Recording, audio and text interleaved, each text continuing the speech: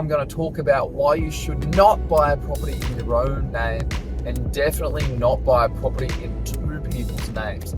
My name is Adam Pennisi. I do these videos to help you buy property under market value, make money on every single property transaction. I've done a couple $100 million of my own property development deals. And the reason why I say do not buy a property into your own name is unless it's your principal place of residence, so it's your own home to live in, and then you're planning on selling that tax-free, then there's no point in doing that because you don't get the same tax benefits, you don't get the same asset benefits in terms of asset protection as what you would if you did the alternate. And the alternate is a company or a trust structure or a combination of both.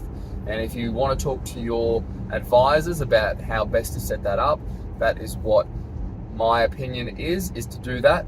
So when you are buying a property in your own name, like most people do, they buy the property in their own name, they might live in it for a period of time, and then it becomes an investment property. Once it's an investment property, then it's not very tax effective to have it in your own name, especially when you go to sell it. Because if it is in your own name and you're selling it as an investment property later on down the track, then you're obviously taxed at full personal income tax. And if you're doing property properly, you should be able to not pay any tax on the income that you're producing or when you sell that property. So that's the main reason for it. The other consideration is around serviceability. If you've got one person on title, that one person is using up their serviceability to the lender or to the bank, and then you go out and buy another property. And most people, what do? They buy properties in their own name, or at least they do that for the first couple. And then when they get to that third or fourth, and they go, oh, hang on, maybe I should go and get advice about how I'm buying these properties. Some people do it the right way from the get-go, and then some people have a lot of properties in their own name. That's fine having it in your own name if you're buying with cash in terms of serviceability. It doesn't offer any asset protection, and it definitely doesn't offer any land tax reduction. Once you start accumulating multiple properties, then you start to etch into that land tax. And if you are already paying land tax, you would know it's extremely expensive. It changes between state to state. Different states are higher than others, but it doesn't matter what state you're in, land tax is extremely expensive. And if you can reduce that as much as possible, you definitely want to do that when you're building a portfolio. So back to the serviceability. If you're on title for one property and you've used up some of your serviceability, you definitely don't want to be on title as a personal person, as an individual, for the next property purchase, because what that does in terms of the bank's eyes is they combine both of those loans and they see that you're personally guaranteeing them and you're using your own individual serviceability. And for most people, your serviceability comes from your job. So you're capped at a point with your PAYG in terms of that, with assessment of how they view your loan. So when you've got multiple properties and they're under your name, they're going to accumulate them.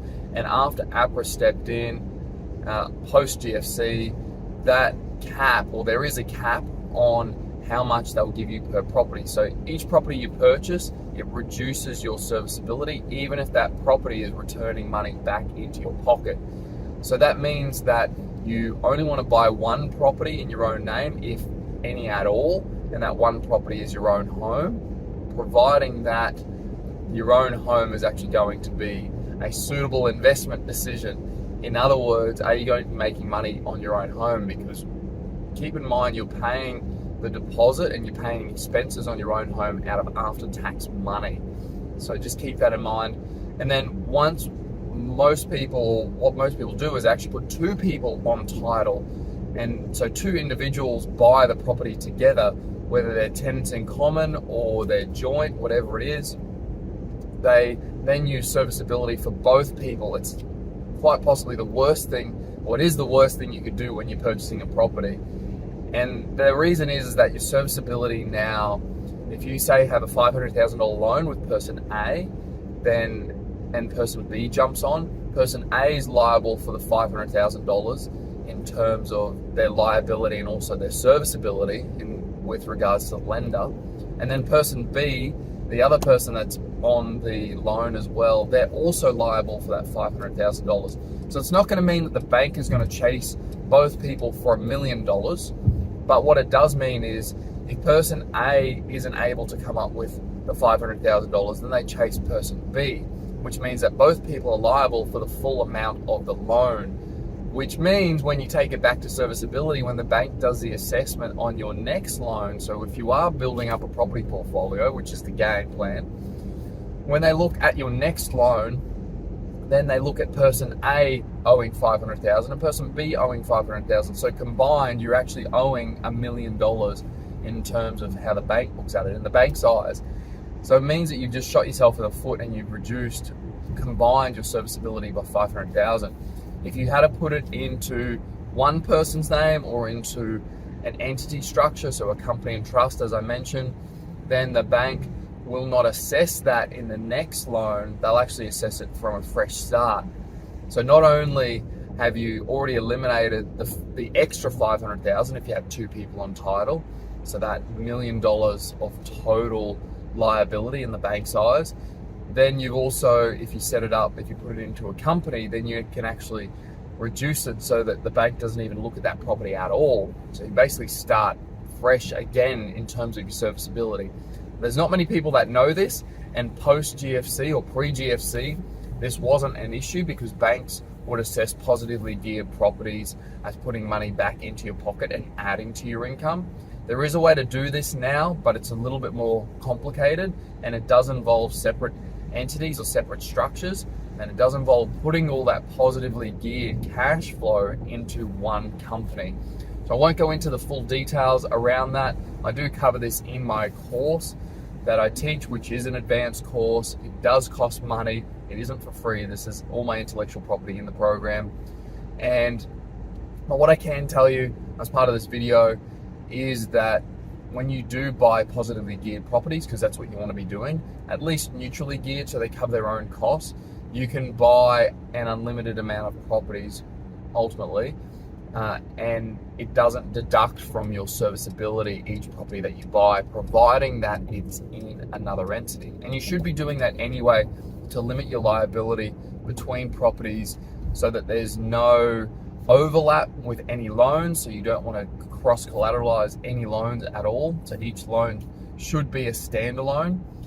And the other consideration is that when they're in separate entities, you have different bank accounts for each property so that you account for expenses in each property. It just makes accounting easy. There's not a huge amount of expenses that you're going to be running through a property. There's not, hundreds of transactions per month. But you just want to keep those separate. It just makes everything nice and easy. And then ultimately you can buy more than 2 or 3 properties, which is where most people get stuck at, is that 2 or 3 properties, if they even get that far at all. Just one other hack that I want to say as well is what you don't want to be doing is maxing your serviceability, like going to the absolute maximum on one property. Because if you do, it could be the difference between buying 1 or 2 properties. So, you want to be at a point where you're maxing your serviceability over, say, 2 properties, but they're in separate entities, separate ventures, and in that way that the bank reassesses the new one as a standalone, a fresh, clean shell, and doesn't consider the other ones. The other consideration is where you're living or where you want to live. Have a look at the rental returns on those properties, and are you better to rent vest? So in other words, rent the property that you want to be living in if the area you're living in, if it returns low yield. So as an example, if you want to live in an area and to buy a property in that area might be $1 million, but the rental return might only be 2 or 3%. At the moment, it's not worth buying a property that's only returning 2 or 3% in terms of rental return. In my view, you're better off renting it, and if you can, own a business, and that business can be your property business. Own that property business, and that property business pays a portion of the rent, which means that a portion of that rent is actually tax deductible. When you own your own home, your mortgage repayments aren't tax deductible if you're owning it in your own name. I won't go into the complexities around owning your own home and having a business pay for a portion of the rent, basically a portion of the rental repayments, the mortgage repayments. But you need to consider rent vesting if you're living in an area where the return is not as high as investing somewhere else where you can get, say, a 5% return and the rent pays for the mortgage.